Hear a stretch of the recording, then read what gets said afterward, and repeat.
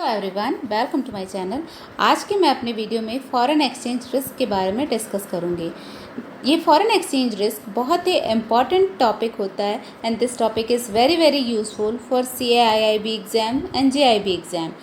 Specially ये topic generally commerce, MCOM, MBA मतलब all type of financial examination के लिए बहुत ही इम्पॉर्टेंट टॉपिक है। फॉरेन एक्सचेंज में अगर कोई भी हम ट्रांजेक्शन्स करते हैं, फॉरेन दूसरी कंट्रीज से अगर हम कोई लेन देन करते हैं तो उसमें क्या क्या रिस्क, क्या क्या जोखिम एसोसिएटेड होता है, जुड़ा हुआ होता है। We will discuss all these things in detail. Please watch my video till end. सबसे पहले हम बात करते हैं रिस्क क्या होता है। Risk is uncertainty of something. मतलब अगर मान लीजिए कि हमें कोई भी चीज़ लेनी है, हमें कोई भी इन्वेस्टमेंट करना है, तो उस इन्वेस्टमेंट से हम कितना एक्सपेक्ट कर सकते हैं कि कितना हमें प्रॉफिट होगा या कितना लेवल तक उसमें लॉस होने के चांसेस हैं। दैट लॉस होने के chances is known as risk. Just we take a very simple example for our day to day life. जैसे कि मान लीजिए विंटर सीजन में हम लोगों ने वुलन स्वेटर या जैकेट नहीं पहना है, तो हमारे लिए कितना रिस्क है ठंड लगने का। नेचुरली अगर हमने विंटर सीजन में वुलन्स नहीं पहने हैं तो डेफिनेटली हमारे लिए बहुत ज़्यादा रिस्क है ठंड लगने का।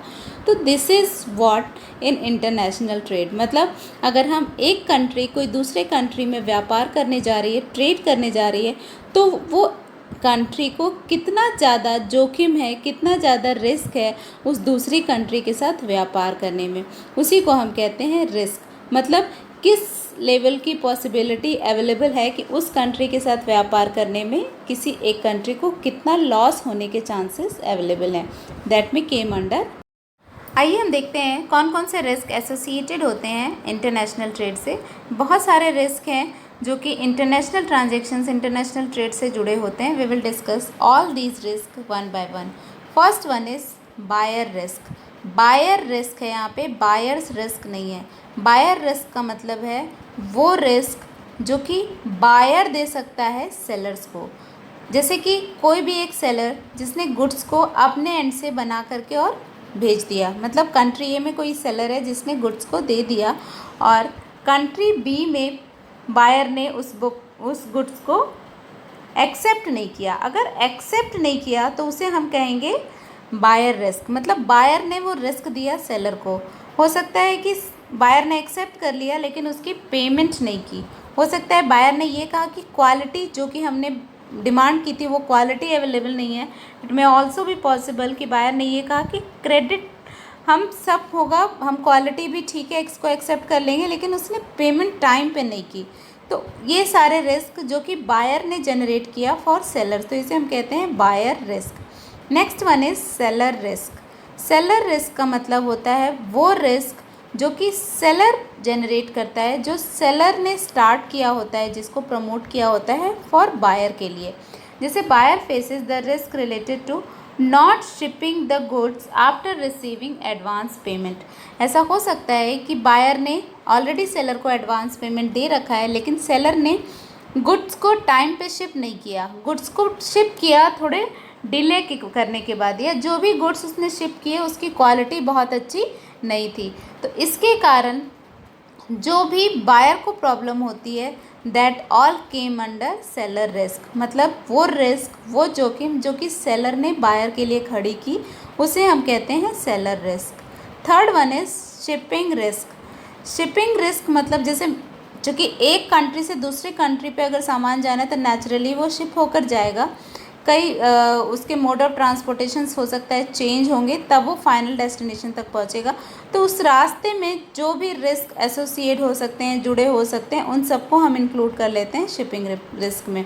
जैसे मिस हैंडलिंग हो गया, हो सकता है कुछ ऐसे गुड्स सेलर ने दिए बायर को जो कि अच्छे थे, जो कि बहुत अच्छे से हैंडल करने चाहिए थे, बहुत केयर से हैंडल करने चाहिए, लेकिन उतने केयर से हैंडल नहीं हुआ।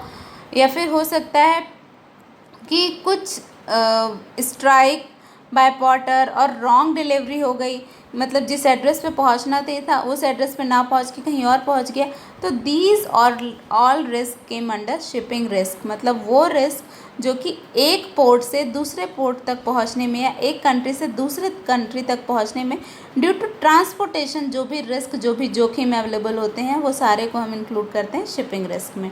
Now next one is political risk. It is the risk and investment return could suffer as a result of political changes or instability in the country। हम सभी जानते हैं कि जो कि कंट्री टू कंट्री पॉलिटिकल जो सिचुएशंस होती हैं वो वेरी करती है, वो हर समय चेंज भी होती रहती हैं। तो मे बी पॉसिबल कि किसी कंट्री में गवर्नमेंट का कंट्रोल, मैनेजमेंट या इनस्टेबिलिटी है पॉलिटिकल सिचुएशंस में, तो उसका कहीं ना कहीं अफेक्ट पड़ता है इंटरनेशनल ट्रांजेक्शन्स पे, और उन ट्रांजेक्शन्स पे अफेक्ट पड़ने के कारण इफ़ेक्टिव जो रिटर्न मिलना चाहिए बायर और सेलर को, और जिस टाइम पे उनको पेमेंट मिलना चाहिए या प्रोडक्ट्स मिलने चाहिए उस टाइम पे उनको नहीं मिल पाते हैं। तो दिस इज़ नोन एज, और दिस में came under political risk.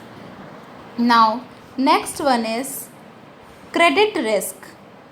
Credit risk नाम से ही क्लियर हो रहा है, क्रेडिट मतलब पैसे देने से, उधार से। Credit risk arise due to inability or unwillingness of counterpart to meet the obligation at maturity of underlying transactions। मतलब वो रिस्क जब दोनों में से कोई भी एक पार्टी ये डिक्लेयर कर दे कि हम इन एबल हैं आपके जो भी पेमेंट्स हैं उसको पे करने में, और आपके जो गुड्स हमने लिए हैं उसके बिहाफ में पेमेंट करने में, तो दिस में केम अंडर क्रेडिट रिस्क। और इट मे बी पॉसिबल कि जो भी काउंटर पार्टी, मतलब आइदर कोई भी पार्टी ये बोल दे कि हम पैसा नहीं देंगे या हम जो सामान आपने डिमांड किया वो सामान नहीं देंगे, तो ये दोनों ही चीज़ें आती हैं हमारी क्रेडिट रिस्क में। जैसे कि हम अगर किसी को कोई भी सामान उधार देते हैं, उधार पे देते हैं, तो ये टोटली एक बहुत मेजर रोल प्ले करता है, क्योंकि हमने सिर्फ और सिर्फ सेकेंड पार्टी के ट्रस्ट पे और विश्वास पे ही उनको सामान दे दिया है। अब इट मे बी पॉसिबल कि जो सेकंड पार्टी है वो हमें पैसे देना चाहे लेकिन उसके पास फंड्स ना हो, उसके कारण वो ना दे पाए, तो वो आता है हमारा इनएबिलिटी के लिए। और दूसरा जो हमारा होता है अनविलिंगनेस, मतलब उनके पास पैसे हैं लेकिन वो हमें देना नहीं चाह रहे हैं, इसके लिए वो बहुत सारे एक्सक्यूजेस दे रहे हैं। तो ये दोनों ही चीज़ें आती हैं क्रेडिट रिस्क में, बिकॉज अल्टीमेट एम या जो ट्रांजेक्शन है वो कंप्लीट नहीं हुआ ड्यू टू नॉन पेमेंट और due to non providing of goods और सर्विसेज। क्रेडिट रिस्क को हम जनरली 2 पार्ट्स में डिवाइड कर सकते हैं, pre settlement risk and settlement risk. Pre settlement risk is the risk of failure of counter party before maturity of contract thereby. मतलब जो pre settlement risk होता है वो जो टाइम फिक्स किया गया था मैच्योरिटी का दोनों पार्टीज़ के बीच में, उसके पहले ही दोनों में से कोई एक पार्टी डिक्लेयर कर देती है कि चूँकि हम इस डिमांड को या इस ऑफ़र को कंप्लीट नहीं कर पाएंगे, तो अभी जो भी मार्केट में रेट चल रहा है उसी के बेसिस पे हम ट्रांजेक्शन्स को कंप्लीट कर लेते हैं। तो this is known as pre settlement risk. मतलब बिफोर मैच्योरिटी अगर दोनों पार्टीज़ के बीच में कोई भी सेटलमेंट हो जाता है, किसी भी लेवल पे सेटलमेंट हो जाता है, that is known as pre settlement risk. और settlement risk is failure of counter party during the course of settlement due to the time zone differences etcetera. मतलब सेटलमेंट रिस्क वो रिस्क होता है जो कि उस टाइम अराइज होता है जब दोनों में से कोई एक party at the time of settlement, जब सेटलमेंट का प्रोसेस ऑलमोस्ट डन होने वाला होता है उस समय, या टाइम जोन में, चूँकि दोनों पार्टीज़ अलग अलग कंट्रीज़ में बिलोंग कर रही हैं तो डेफिनेटली दोनों का टाइम जोन मैटर करेगा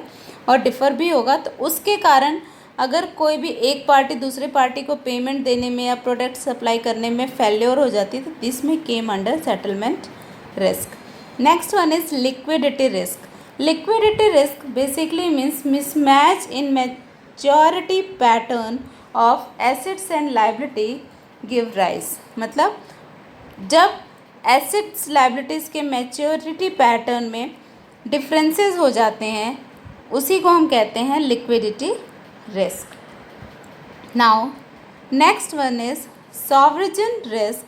Sovereign risk are those risks which is for the overall country। वो रिस्क जो कि किसी एक कंपनी, किसी एक इंडिविजुअल, किसी एक अंडरटेकिंग या एक बिजनेस के लिए ना हो करके, बल्कि वो अफेक्ट करता है कि पूरी की पूरी कंट्री पे। और अगर उस कंट्री से कोई भी दूसरी कंट्री का कोई भी एक्सपोर्टर या इम्पोर्टर कोई भी ट्रांजेक्शन्स कर रहा है तो डेफिनेटली वो अफेक्ट करेगा, because sovereign risk affects the whole country as a single. Now next one is interest rate risk. चूँकि हम इंटरनेशनल ट्रांजेक्शन्स की बात कर रहे हैं तो डेफिनेटली कंट्री का जो भी इंटरेस्ट रेट होगा वो अलग होगा।